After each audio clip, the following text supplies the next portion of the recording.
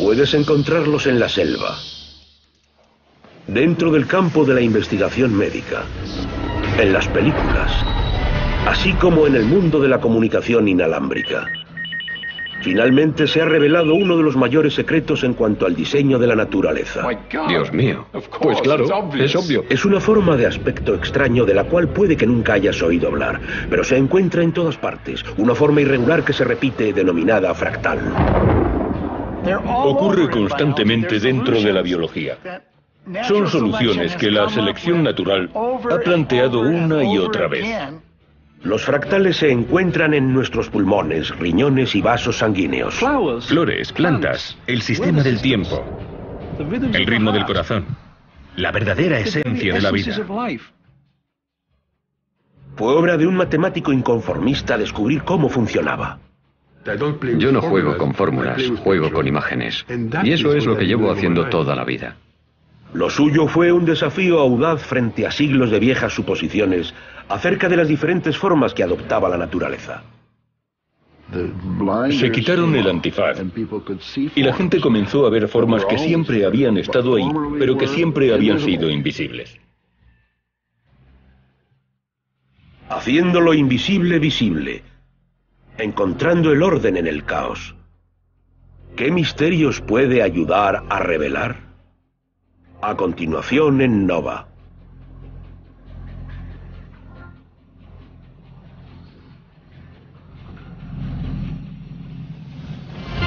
Dimensión oculta.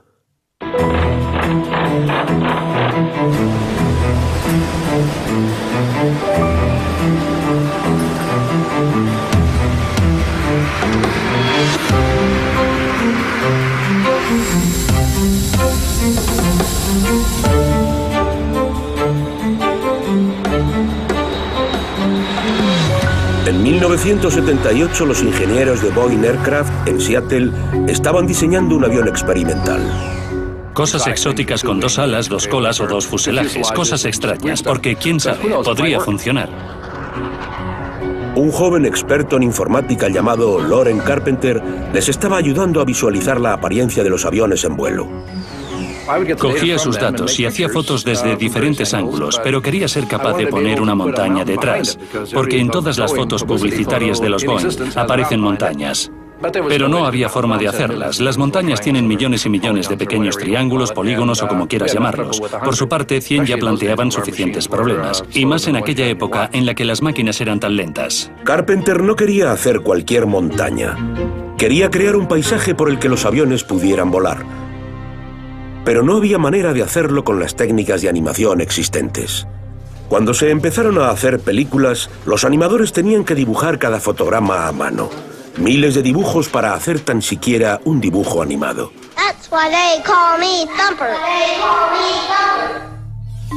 Pero eso fue antes de que Loren Carpenter descubriera la obra de un matemático poco conocido llamado Benoit Mandelbrot. En 1978 descubrí en una librería el libro de Benoit Mandelbrot, Los objetos fractales, forma, azar y dimensión, que hablaba de la geometría fractal en la naturaleza.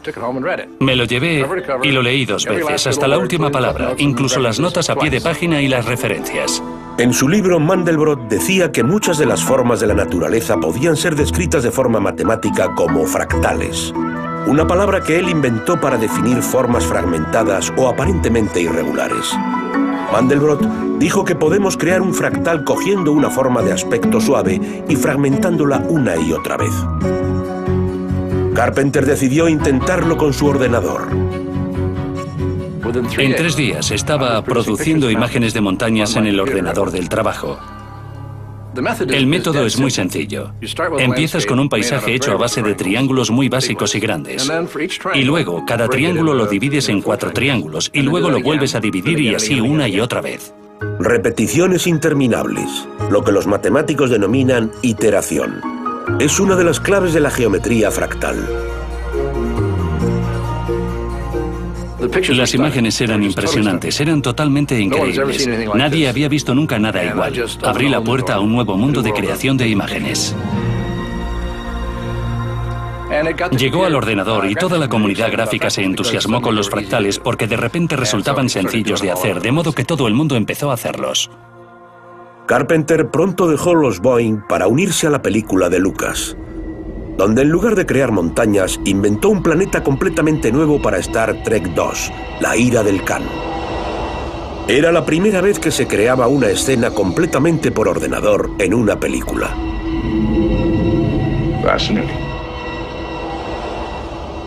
Esto fue posible gracias al nuevo campo de las matemáticas, la geometría fractal. Benoit Mandelbrot, cuya obra había inspirado esa innovación, era alguien que se enorgullecía por diferenciarse del resto. Veía cosas que nadie más sospechaba, y cuando se las mostraba decían, claro, claro, pero en realidad nunca lo habían visto. Se puede ver en las nubes, en las montañas, incluso dentro del cuerpo humano. La clave de la geometría fractal, y lo que todos eludían hasta que Mandelbrot dijo, esta es la forma de ver las cosas. Si contemplamos solo la superficie vemos complejidad, y no parece nada matemático. Mandelbrot propuso que pensáramos no en lo que veíamos, sino en cuál era el motivo que producía lo que estábamos viendo. Conlleva repeticiones interminables. Eso dio lugar a uno de los rasgos más característicos de un fractal, lo que los matemáticos denominan autosimilitud. La principal idea es que si lo acercas o lo alejas, el objeto siempre tiene la misma apariencia. Si miras algo a esta escala y escoges una pequeña parte y lo alejas, tiene la misma forma. La totalidad del fractal es igual que cualquiera de sus partes, que es igual a otro trozo más pequeño. La similitud del patrón no deja de sucederse. Uno de los ejemplos más característicos de la autosimilitud es un árbol. Si miramos cada uno de los nodos en los que se ramifica este árbol, lo que vemos es que este patrón por el que se ramifica es muy similar en todo el árbol. A medida que avanzamos desde la base hasta la parte superior, vemos cómo hay ramas madre que se ramifican en ramas hijas. Si cogemos esta rama y este nodo y subimos a una rama de más arriba, lo que nos encontramos es que el patrón de ramificación es similar. Una vez más, este patrón de ramificación se repite a lo largo del árbol, hasta la parte superior, donde se encuentran las hojas. Nos encontramos la autosimilitud en todas partes, desde el tallo del romanesco a la superficie lunar, hasta las arterias que transportan la sangre por nuestro cuerpo. Pero la fascinación de Mandelbrot con estas formas de aspecto irregular le llevó a ponerse completamente en contra de siglos de tradición matemática. Dentro del campo de la ciencia y de las matemáticas, la suavidad lo era todo. Yo lo que hice fue descubrir la rugosidad con el fin de que se investigara. Utilizamos las matemáticas para construir las pirámides, para levantar el Partenón. Empleamos las matemáticas para estudiar el movimiento regular de los planetas, etc. Nos acostumbramos al hecho de que ciertos patrones eran matemáticos, patrones arquitectónicos, principalmente patrones de estructuras hechas por humanos donde había líneas rectas, círculos y perfectas formas geométricas. La idea principal que subyace a las matemáticas clásicas es que todo es extremadamente regular. Es decir, todo se reduce a líneas rectas. Círculos, triángulos, Superficies planas, pirámides, tetraedros, icosaedros, dodecaedros. Bordes suaves. Las matemáticas clásicas están diseñadas para estudiar el mundo que hemos creado, las cosas que hemos construido por medio de las matemáticas clásicas. Los patrones de la naturaleza, los elementos que ya estaban ahí antes de que nosotros llegáramos al planeta, los árboles, las plantas, las nubes, el sistema del tiempo, todo eso es ajeno a las matemáticas. Hasta los años 70, cuando Benoit Mandelbrot introdujo su nueva geometría. Mandelbrot llegó y dijo, oye, solo tenéis que mirar los patrones de la naturaleza de la forma correcta y podréis aplicar las matemáticas. Hay un orden bajo el aparente caos. Podéis crear fórmulas que describan las nubes, las flores y las plantas. Es solo que son otro tipo de fórmulas, lo cual nos conduce a un tipo diferente de geometría.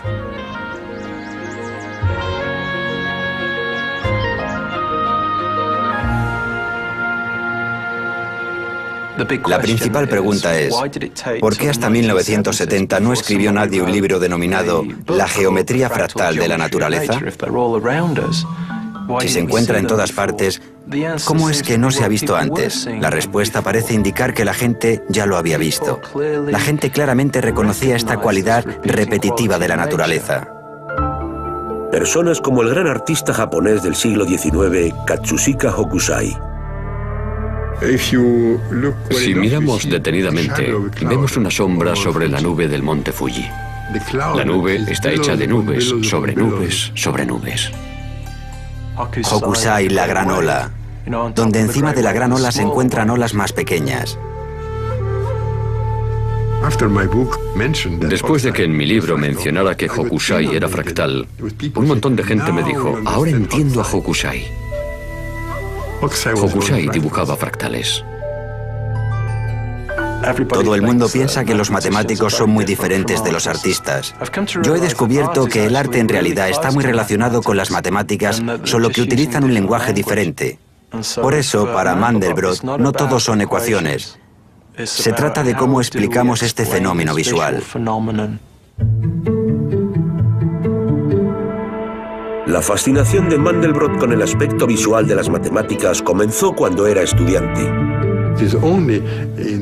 Fue en enero del 44, cuando de repente me enamoré de las matemáticas. Y no de las matemáticas en general, sino en particular de la geometría en su forma más sensual. Esa parte de la geometría en la que se encuentran las matemáticas y la vista. El profesor estaba hablando de álgebra, pero yo comencé a ver en mi mente figuras geométricas que encajaban con esa álgebra. Y una vez que ves esas imágenes, el resultado era evidente. Descubrí algo en lo que no había reparado antes. Sabía cómo transformar en mi mente y de forma instantánea las fórmulas en imágenes. De joven, Mandelbrot desarrolló un fuerte sentido de independencia, en parte debido a que era judío y a su experiencia viviendo en Francia durante la ocupación nazi. Durante 4 años consiguió eludir la amenaza constante de ser arrestado y deportado. No hay nada más duro, en cierto modo, que sobrevivir a una guerra. Y ya no como soldado, sino como un civil atormentado. Sabía cómo actuar y no me fiaba mucho de la sabiduría popular. Tras la guerra, Mandelbrot obtuvo el doctorado. Intentó dar clases en una universidad francesa, pero no parecía encajar. Me dijeron que tenía talento, pero que estaba confundido y que por ello hacía las cosas mal. Me sentía como un pez fuera del agua. De modo que dejé este trabajo en Francia y decidí arriesgar para entrar en IBM. Era el año 1958. La gran empresa estadounidense era pionera en aplicar una tecnología que pronto revolucionaría nuestro modo de vida, el ordenador. IBM buscaba pensadores creativos, inconformistas, incluso rebeldes. Gente como Benoit Mandelbrot. De hecho, se habían ganado la fama en el mercado de bichos raros. Nunca tuvimos la más mínima sensación de haber destacado. Los compañeros de Mandelbrot le comentaron al joven informático un problema que preocupaba mucho a la empresa. Los ingenieros de IBM estaban transmitiendo información de los ordenadores a través de los cables del teléfono, pero en ocasiones la información no llegaba. Se dieron cuenta de que de vez en cuando los cables hacían demasiado ruido. Se producían muchos errores. Era una situación complicada. Mandelbrot trazó la información del ruido y lo que vio le sorprendió. Sin tener en cuenta la escala de tiempo, el gráfico resultaba idéntico. Un día, una hora, un segundo, daba igual. Era el mismo. Resultó ser una autosimilitud real. Mandelbrot estaba impresionado. El extraño patrón le recordaba algo que le había intrigado de joven. Un misterio matemático que databa de hacía prácticamente 100 años. El misterio de los monstruos. En realidad la historia comienza a finales del siglo XIX, Los matemáticos habían puesto por escrito una descripción formal de cómo debía ser una curva.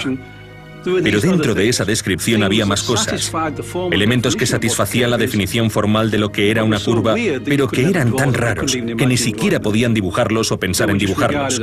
Eran vistos como monstruos o cosas más allá de lo real. No eran líneas, ni siquiera nada parecido. No eran círculos, era algo muy extraño. El matemático alemán Georg Cantor creó el primero de estos monstruos en 1883. Cogió una línea recta y dijo, voy a dividir esta línea en 3 partes. Elimino el tercio interior, por lo que solo me quedan 2 líneas en cada extremo. Luego cojo esas 2 líneas, elimino el tercio interior y lo vuelvo a hacer. Y así sucesivamente. Mucha gente podría pensar, bueno, si voy eliminando elementos, al final no me quedará nada, pero este no es el caso.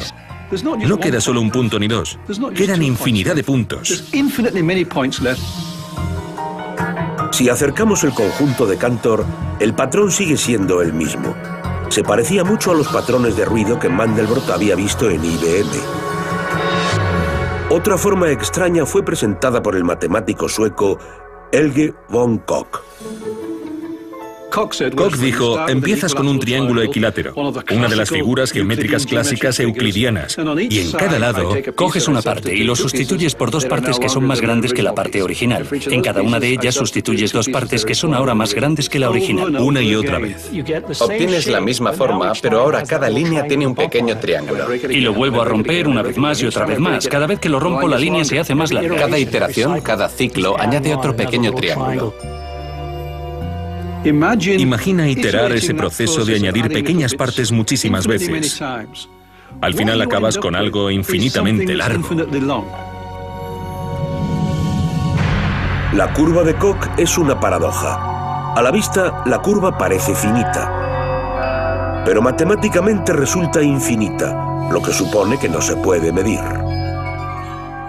En aquella época se denominó curva patológica, ya que carecía de sentido según la forma de pensar de la gente acerca de las medidas, la geometría euclidiana, etc. Pero la curva de Koch resultó ser crucial de cara a un problema persistente de medida, la longitud de una costa. En 1940, el científico británico Louis Richardson había observado que puede haber mucha variación entre las diferentes medidas de una costa. Depende de lo larga que sea tu regla y de la paciencia que tengas. Si mides la costa de Gran Bretaña con una regla de 2 kilómetros, dará como resultado tantas reglas. Si lo medimos con una regla de 30 centímetros, resulta que es más larga. Cuanto más pequeña sea la regla, obtendremos un número mayor. Porque siempre puedes encontrar más entrantes. Mandelbrot descubrió que cuanto más finos sean los entrantes de la curva de Koch, mejor, ya que era precisamente lo que se necesitaba para modelar las costas. Escribió un artículo muy famoso en la revista Science denominado ¿Cuánto mide la costa de Gran Bretaña? Según Mandelbrot, la costa, en términos geométricos, es fractal. Y aunque sabía que no se podía medir la longitud, sospechó que podía medir algo más, su rugosidad. Para poder hacerlo necesitaba replantearse uno de los conceptos más básicos de las matemáticas, la dimensión. En la geometría convencional, cuando pensamos en una dimensión es una línea recta. 2 dimensiones sería el área de la superficie de una caja. Y 3 dimensiones sería un cubo. Pero, ¿podría haber algo que estuviera a caballo entre las dos? Mandelbrot dijo que sí, los fractales. Y a mayor rugosidad, mayor es su dimensión fractal. Hay muchos términos técnicos como dimensión fractal, autosimilitud, pero esos son solo la base de las propias matemáticas. Lo que hace la geometría fractal es darnos una forma de contemplar el mundo en el que vivimos y en especial el mundo de los seres vivos, de una forma extremadamente precisa.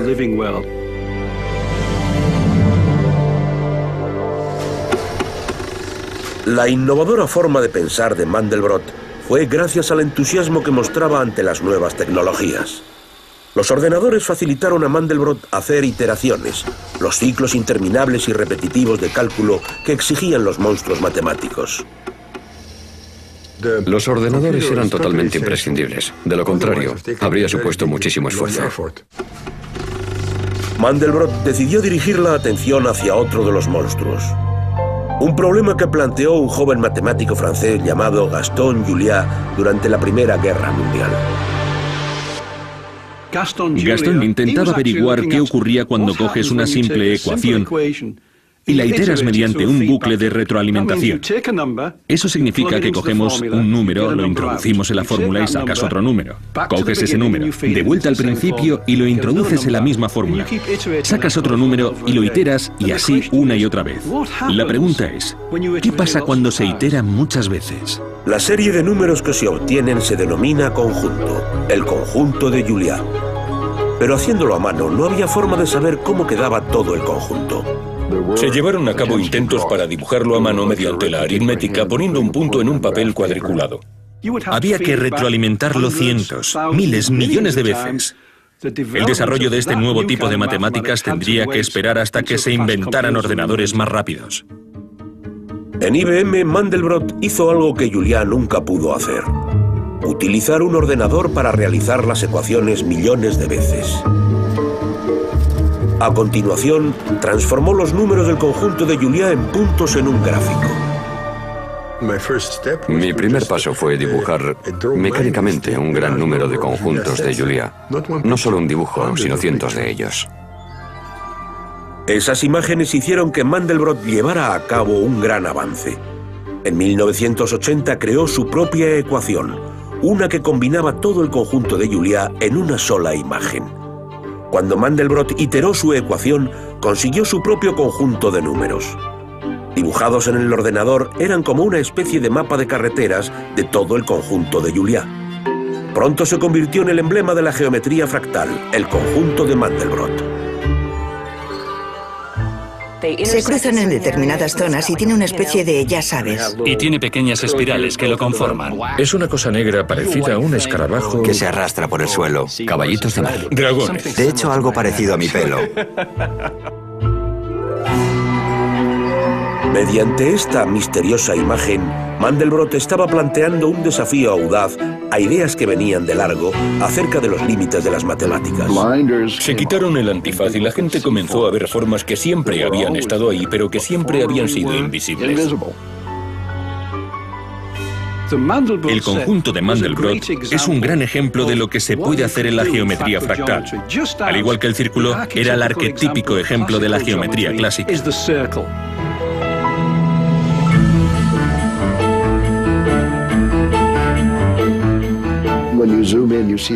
Si lo acercas, lo vuelves a ver, de forma que hay autosimilitud.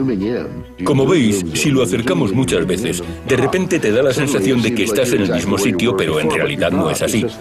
Es solo que en esta parte de aquí tiene la misma estructura que desde donde partimos, y la igualdad se puede entender.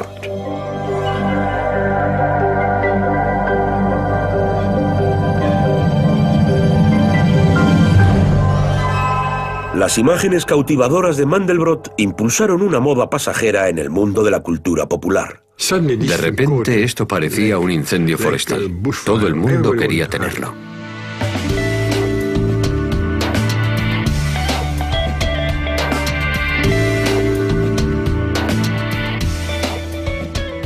Aunque estaba sucediendo algo grande, esto fue un hecho cultural de grandes dimensiones. A finales de los 70, Jane Barnes había impulsado un negocio de diseño de ropa masculina. Cuando empecé con mi negocio en el 76, yo hacía las telas a la vieja usanza, sobre papel cuadriculado y tejiéndolas sobre un pequeño telar. Pero luego descubrió los fractales y se dio cuenta de que las reglas simples que los formaban podrían utilizarse para crear complicados diseños de ropa. Pensé que era increíble. Mediante este concepto tan simple pensé, yo puedo crear diseños con eso. Pero en los 80 no sabía muy bien cómo diseñar un fractal porque no había software. De modo que Barnes recibió ayuda de dos personas que sabían mucho acerca de matemáticas y de ordenadores, Bill Jones y Dana Cartwright. Dejé que Dana y Bill me crearan un software. Me dijeron, tu trabajo es muy matemático. Y yo les dije, ¿sí? Es la asignatura que peor se me daba en el colegio. Teníamos a un físico, a un matemático y a una diseñadora textil. Teníamos tanto que aprender los unos de los otros. Yo no sabía lo que era ni una urdimbre ni una trama. Por su parte, Jane, su habilidad con los números era bastante limitada, dicho de forma educada. ¿Todos los parámetros están aquí? Había una forma de poder comunicarnos.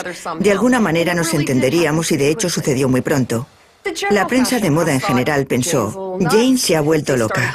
Empezaron a llamarme la tarada de la moda, pero no pasaba nada.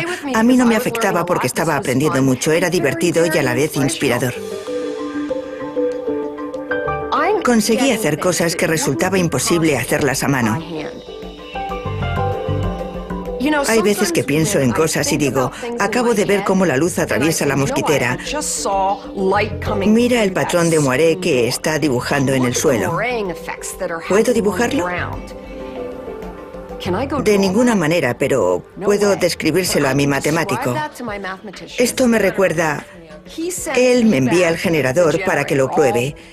Y yo me siento ante el ordenador y digo, a ver qué ha estado haciendo. Tengo parámetros que puedo manejar.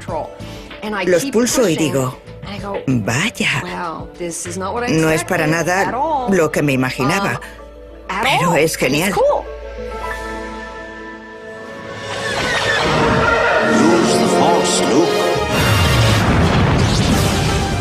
El mismo tipo de principios de diseño de fractales ha transformado completamente la magia de los efectos especiales.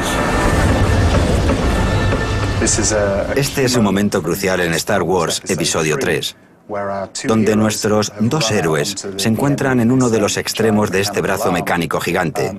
Mientras tanto, la lava salpica el brazo.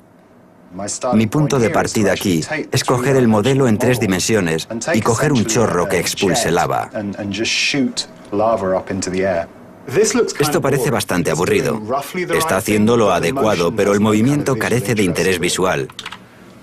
Echemos un vistazo a lo que sucede cuando aplicamos la espiral fractal. Se convierte en fractal si cogemos la misma espiral, la encogemos y la volvemos a aplicar. La volvemos a coger, la encogemos y la aplicamos de nuevo. La encogemos y la volvemos a aplicar. Y a partir de esto solo se trata de aplicar más y más capas. He empleado la misma técnica aquí para crear estos ríos de lava adicionales. Y también lo he hecho aquí para conseguir el color rojo de las ascuas. Luego cogemos todas esas capas y las añadimos para conseguir la imagen final. La lava principal en primer plano. La lava adicional al fondo. Ascuas, chispas, vapor, humo.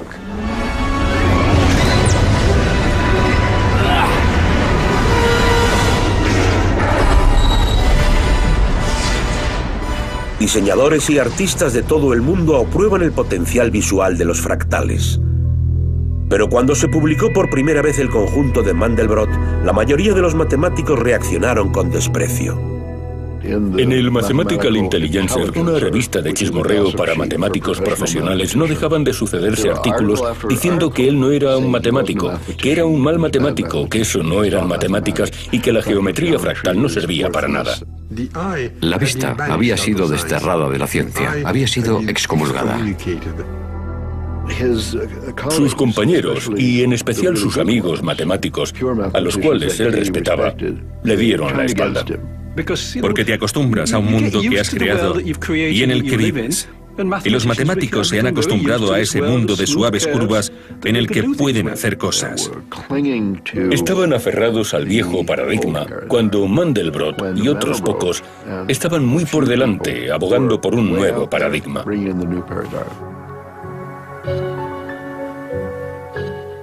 Me solía llamar por teléfono de madrugada porque estaba molesto.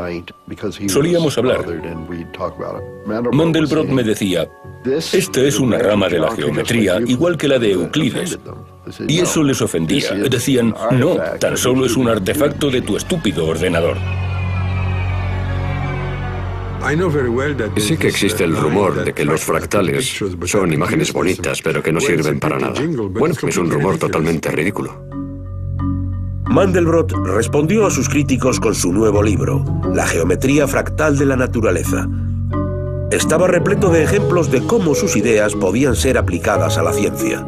Mandelbrot argumentaba que por medio de los fractales podía medir con precisión formas naturales y realizar cálculos que podrían aplicarse ante todo tipo de formaciones, desde los patrones de canalización de los ríos hasta el movimiento de las nubes. De modo que este dominio creciente de sistemas vivos, el cual muchos otros matemáticos y yo siempre habíamos visto como bastante lejos de los límites de las matemáticas y en cierto modo lejos de la geometría, de repente pasó a un primer plano. El libro de Mandelbrot fue lo que nos convenció de que no era solo una obra de arte. Era una nueva ciencia en ciernes. Era una forma completamente novedosa de ver el mundo en el que vivimos que nos permitía no solo contemplarlo ni medirlo, sino aplicar las matemáticas y, por tanto, entenderlo con mayor profundidad que antes. Como persona que lleva trabajando con fractales 20 años, no te voy a decir que los fractales estén de moda. Te voy a contar que los fractales son útiles y por eso me importan. En los años 90, un radioastrónomo llamado Nathan Cohen empleó las matemáticas fractales para realizar un gran avance tecnológico dentro de las comunicaciones electrónicas. Cohen tenía una afición. Era un operador radioaficionado, pero su casero tenía una norma en contra de la instalación de antenas en el edificio. Estaba en una conferencia sobre astronomía en Hungría y el doctor Mandelbrot estaba dando una charla sobre la gran escala de la estructura del universo y decía que utilizar fractales es una buena forma de entender ese tipo de estructura, lo cual enloqueció a todo el grupo de astrónomos. Mostró diferentes fractales a los que miré y pensé, sería curioso hacer una antena con esa forma. Me pregunto qué pasaría. Uno de los primeros diseños que probó estaba inspirado en uno de los monstruos del siglo XIX, el copo de nieve de Helge von Koch. Acordándome de la conferencia dije, bueno, tengo un trozo de alambre, ¿qué pasa si lo doblo?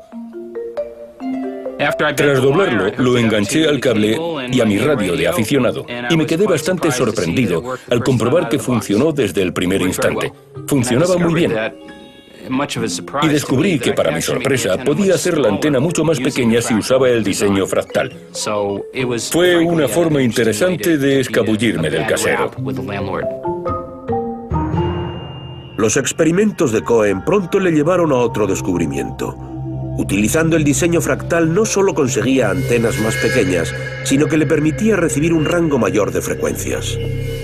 Usando fractales de forma experimental, conseguí una antena con un ancho de banda amplio, lo que me llevó a preguntarme, ¿por qué sucede esto?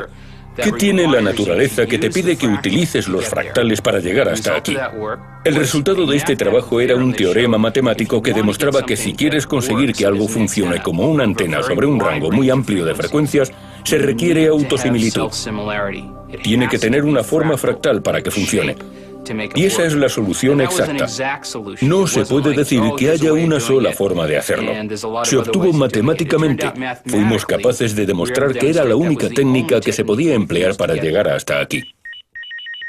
Cohen llevó a cabo este descubrimiento en una época en la que las compañías de teléfonos móviles se enfrentaban a un problema. Estaban ofreciendo los últimos adelantos a sus clientes, Bluetooth, walkie-talkie y Wi-Fi, pero cada uno de ellos actúa con una frecuencia diferente. Tienes que ser capaz de utilizar todas esas frecuencias y tener acceso a ellas sin 10 gruesas antenas que salgan a la vez. El resultado podría ser que el teléfono acabe pareciéndose a un puercoespín, pero la mayoría de la gente no quiere llevar un puercoespín. Hoy en día las antenas fractales se utilizan en decenas de millones de teléfonos móviles, así como en otros dispositivos con comunicaciones inalámbricas de todo el mundo. En los próximos 10, 15 o 20 años vamos a tener que usar fractales, ya que es la única manera de conseguir costes más bajos y menor tamaño para todas las complejas necesidades de telecomunicaciones que tenemos. Una vez que te das cuenta de que un astuto ingeniero usaría fractales en muchísimos contextos, comprenderás mejor por qué la naturaleza, que es más sabia, lo emplea de tantas formas. Ocurre constantemente dentro de la biología. Son soluciones a las que la selección natural ha llegado una y otra vez. Un claro ejemplo, los ritmos del corazón.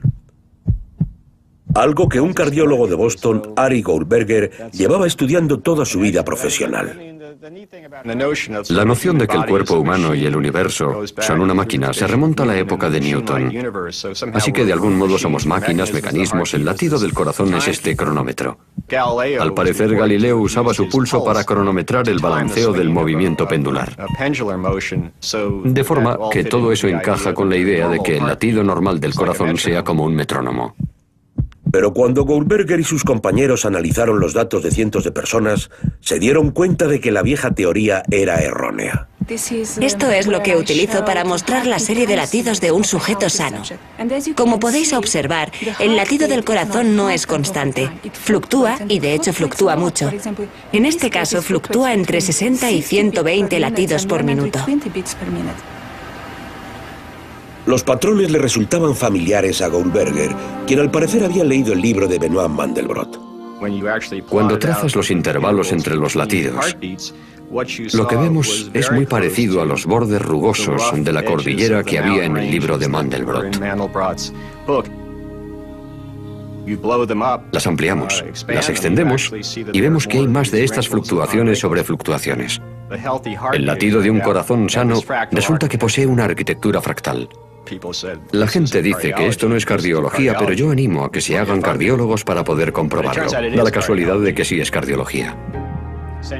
Goldberger ha descubierto que el latido de un corazón sano tiene un patrón fractal característico, un rasgo que quizá algún día pueda ayudar a los cardiólogos a detectar antes los problemas cardíacos. De acuerdo, mantén los ojos abiertos. Nos disponemos a proyectar las imágenes. En la Universidad de Oregón, Richard Taylor ha encontrado la forma de emplear fractales para revelar los secretos de otra parte del cuerpo, el ojo. Lo que queremos hacer es ver lo que hace el ojo para permitirnos absorber tanta información visual. Eso es lo que nos condujo a la trayectoria del ojo. Bajo el monitor hay una cámara infrarroja que de hecho monitoriza hacia dónde mira el ojo. Asimismo guarda esa información. De forma que lo que obtenemos es la trayectoria de hacia dónde ha estado mirando el ojo. Mira qué interesante. El ojo se ha fijado en este patrón. El ordenador hará un gráfico donde habrá diferentes estructuras pequeñas. Es un patrón que si lo acercamos, si le decimos al ordenador que lo amplíe, veremos la dimensión fractal. La prueba demuestra que el ojo no siempre mira las cosas de forma suave y ordenada. Si entendiéramos mejor cómo el ojo recibe información, podríamos hacer un gran trabajo a la hora de diseñar las cosas que necesitamos ver. Un semáforo. Mirar un semáforo. Hay tráfico, peatones. Tus ojos miran a su alrededor para intentar captar toda esa información. La gente diseña las cabinas de los mandos de los aviones, hileras de diales y cosas así. Si tu ojo se mueve rápidamente basándose en la geometría fractal, quizá esa no sea la mejor forma. A lo mejor no quieres esas cosas en una hilera simple. Intentamos buscar la forma natural en la que el ojo intenta captar la información. Va a ser similar a muchos otros procedimientos subconscientes. El movimiento corporal, cuando mantienes el equilibrio que haces, es algo subconsciente que funciona. Coordinas diferentes balanceos, grandes y pequeños. ¿Podrían todos estos estar conectados para conseguir hacer un patrón fractal? Cada vez, más procesos fisiológicos han demostrado ser fractales. No todos los científicos están convencidos del potencial de la geometría fractal para desarrollar nuevos conocimientos. Los escépticos defienden que ha hecho poco por avanzar en materia de teorías matemáticas, pero en Toronto, el biofísico Peter Burns y sus compañeros ven los fractales como una herramienta práctica, una forma de desarrollar modelos matemáticos que pueden ayudar a diagnosticar casos de cáncer más prematuramente. Detectar tumores muy pequeños es uno de los grandes desafíos dentro de la representación óptica. Burns reconoce que una señal temprana del cáncer es particularmente difícil de ver. Una red de pequeños vasos sanguíneos que se forman junto al tumor. La representación óptica convencional, como los ultrasonidos, no son lo suficientemente poderosos para mostrarlos. Necesitamos ser capaces de ver estructuras que son tan solo unas cuantas décimas de una millonésima a lo largo de un metro. Cuando se trata de un paciente vivo, no contamos con las herramientas para poder ver esos diminutos vasos sanguíneos. Pero los ultrasonidos resultan ser una buena herramienta para ver todo el movimiento de la sangre. ¿Existe alguna forma, se pregunta Burns, de que las imágenes del flujo de la sangre puedan revelar la estructura oculta de los vasos sanguíneos? Para descubrirlo, Burns y sus compañeros utilizan la geometría fractal para realizar un modelo matemático. Si posees una forma matemática para analizar una estructura, puedes crear un modelo. Lo que hacen los fractales es que te proporcionan unas pautas simples mediante los cuales puedes crear modelos. Y si cambiamos algunos de los parámetros del modelo, podremos cambiar la apariencia de la estructura. El modelo muestra el flujo de la sangre en un riñón. Primero a través de vasos sanguíneos normales y luego mediante vasos que suministran un tumor cancerígeno. Burns descubrió que ambos tipos de estructuras tenían dimensiones fractales muy diferentes. En lugar de bifurcarse de forma ordenada como si fuera un bonito olmo, la vasculatura cancerosa resulta caótica, enmarañada, desorganizada, asemejándose más al muérdago. El flujo de la sangre a través de estos enmarañados vasos es muy distinto al flujo a través de los vasos normales. Una diferencia que quizá los médicos puedan algún día detectar con ultrasonidos. Siempre hemos pensado que teníamos que obtener mejores imágenes gráficas, cada vez más precisas, más microscópicas en la resolución, para descubrir la información acerca de la estructura que tiene. Lo que resulta emocionante es que nos proporciona información microscópica sin tener de hecho que mirar a través del microscopio. ¿Ves cómo sube a medida que avanza? Pensamos que ese enfoque fractal puede resultar útil a la hora de distinguir lesiones benignas de las malignas de una forma que hasta ahora no había sido posible. Puede que se tarden años antes de que los fractales puedan ayudar a los médicos a predecir casos de cáncer, pero de momento ya están ofreciendo pistas a uno de los mayores misterios de la biología. ¿Por qué los animales grandes emplean la energía de forma más eficaz que los animales pequeños? Esa es una cuestión que fascina a los biólogos James Brown, Brian Enkis y al físico Jeffrey West. Y por el contrario, habría menos en esta zona. Hay una extraordinaria economía de escala cuando incrementas el tamaño. Por ejemplo, un elefante pesa 200.000 veces más que un ratón. Sin embargo, solo utiliza 10.000 veces más energía en forma de las calorías que consume. Cuanto más grande eres, necesitas menos energía por gramo de tejido para estar vivo. Es un dato increíble. Esto de aquí indica... Y lo que resulta más increíble es el hecho de que esta relación entre la masa y la energía empleada por cualquier ser vivo esté determinada por una mera fórmula matemática. Por lo que sabemos, esa ley es universal o casi universal en los seres vivos. Se aplica desde la más insignificante bacteria hasta las ballenas o las secuoyas. Pero a pesar de que esta ley se descubriera en 1930, nadie ha sido capaz de explicarla. Pensábamos que probablemente tuviera algo que ver con cómo están distribuidos los recursos en el interior del cuerpo de los organismos en función de cómo varían en tamaño. Dimos un gran salto al decir que la vida, en cierto modo, está sujeta a esta red de subyacentes que transportan oxígeno, recursos, metabolitos que alimentan a las células. El sistema circulatorio, el sistema respiratorio, los sistemas renal y neural. Resulta evidente que los fractales saltan a la vista. Si todas estas redes biológicas son fractales, eso significa que obedecen a unas simples reglas matemáticas, lo que nos puede llevar a entender mejor su funcionamiento. Si te paras a pensarlo, no resultaría nada eficaz tener un conjunto de planos de cada una de las fases en las que aumenta. Pero si tenemos un código fractal, un código que nos diga cuándo ramificarse a medida que va creciendo, en ese caso, un código genético muy simple puede producir lo que parece un organismo complicado. La evolución por selección natural ha dado con un diseño que parece proporcionar su mayor aprovechamiento. En 1997, West, Brown y Enquist anunciaron su controvertida teoría de que los fractales albergan la clave a la misteriosa relación entre la masa y energía utilizada por los animales. Ahora están probando su teoría en un nuevo y audaz test, un experimento que les ayudará a determinar si la estructura fractal de un solo árbol puede predecir cómo funciona toda la selva. Las mediciones del tronco nos indicarán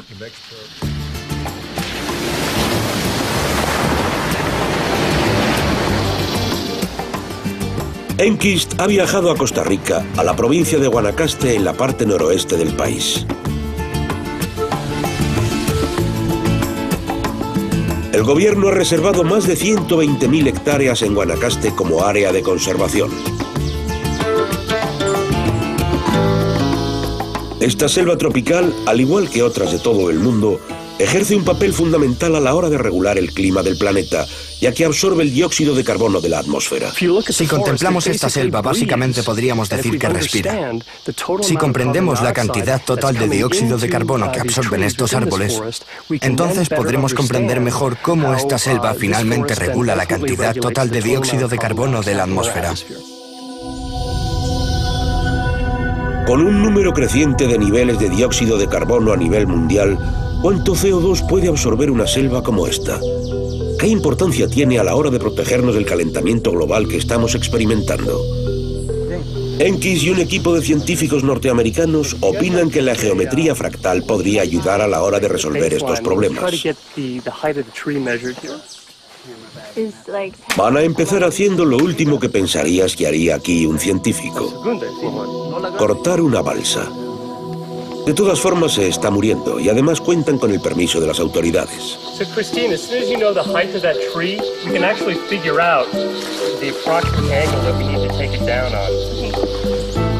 Enganchar una cuerda en una de las ramas superiores ayudará a asegurar que el árbol caiga justo donde quieren. Very good, very nice.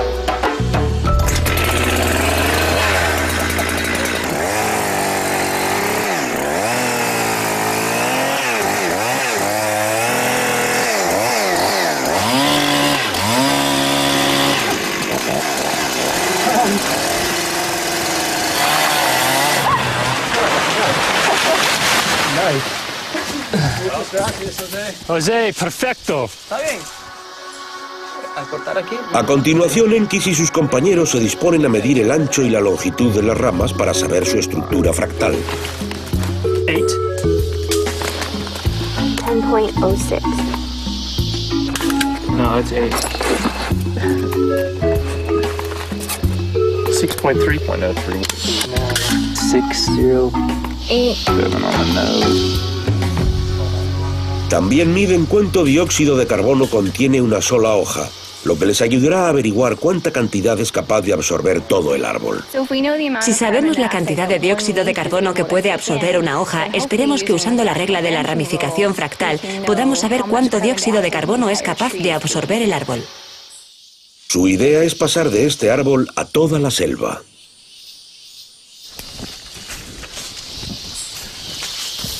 All right, this is good. 13.2, 3.3 R. Vamos a censar este bosque. Vamos a medir el diámetro en la base desde los árboles más grandes hasta los más pequeños. De esta manera podremos hacer una muestra de la distribución de tamaños de la selva.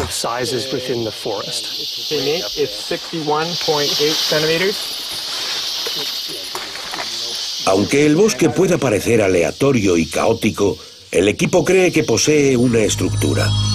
Una que, increíblemente, es casi idéntica a la estructura fractal del árbol que acaban de cortar.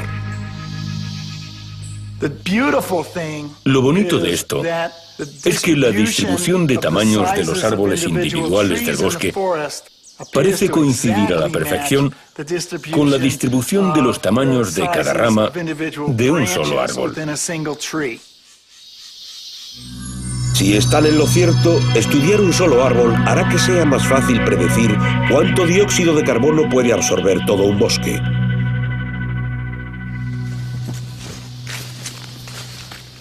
Cuando terminan aquí, cogen sus mediciones y regresan al campamento base para ver si están en lo cierto. Entonces esto sería el árbol, ¿no? Lo curioso es que si miras el árbol, ves que se repite el mismo patrón de las ramas entre los troncos del bosque. Genial.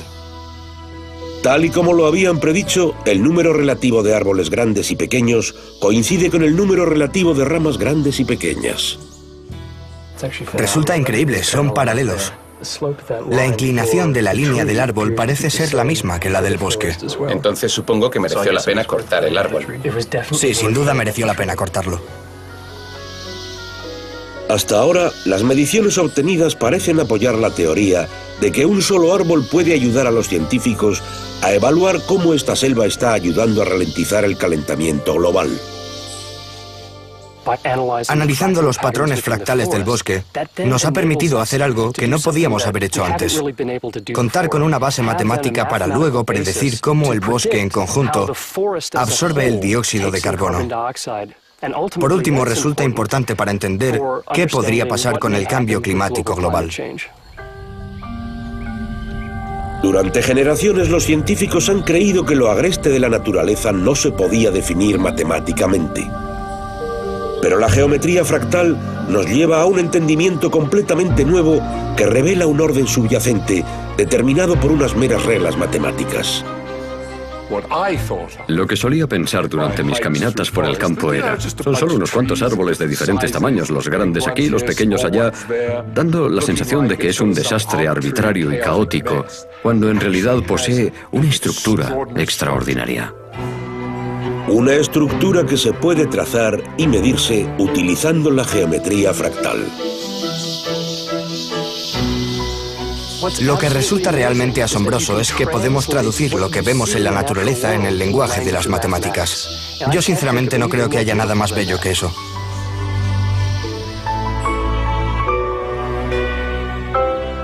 Las matemáticas son la única estrategia para entender la complejidad de la naturaleza.